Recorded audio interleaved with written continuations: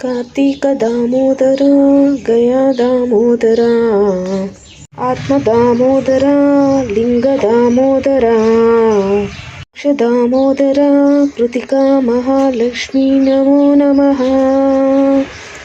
కార్తీక మాసం హిందూ సంప్రదాయంలో అత్యంత పవిత్రమైన నెలగా భావించబడుతుంది.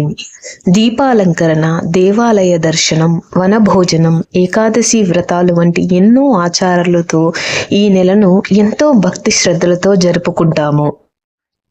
పోలిపాడ్యమి కార్తీక మాసం ముగింపు రోజున అమావాస్య తెల్లవారున పోలి స్వర్గం అంటూ ఈ పూజ చేస్తాము. ఈరోజు దేవుళ్లకు ప్రత్యేక పూజలు చేస్తాము. కార్తీక మాసం ముగింపు దశలో జరిగే పోలిపాడ్యమికి ఎంతో పవిత్రత ఉంది. ఈరోజు దివ్య దీపాల వెలుగుతో కార్తీక మాసం ముగింపు పలుకుతాము. శివుడు శ్రీ మహావిష్ణువు తులసి చెట్టు వద్ద దీపం వెలిగించడం శాంతి సంపదలను అందిస్తుందని నమ్మకం. కుటుంబ శ్రేయస్సు కోరుకుంటూ ఈ రోజున ప్రత్యేక ప్రార్థనలు చేస్తాం మనం.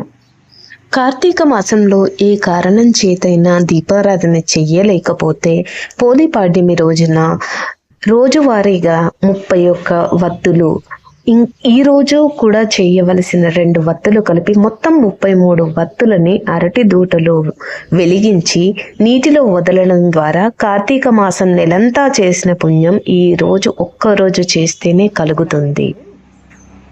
మీకు, మీ కుటుంబ సభ్యులకు అందరికీ కూడాను పోలిపాడ్యమి శుభాకాంక్షలు.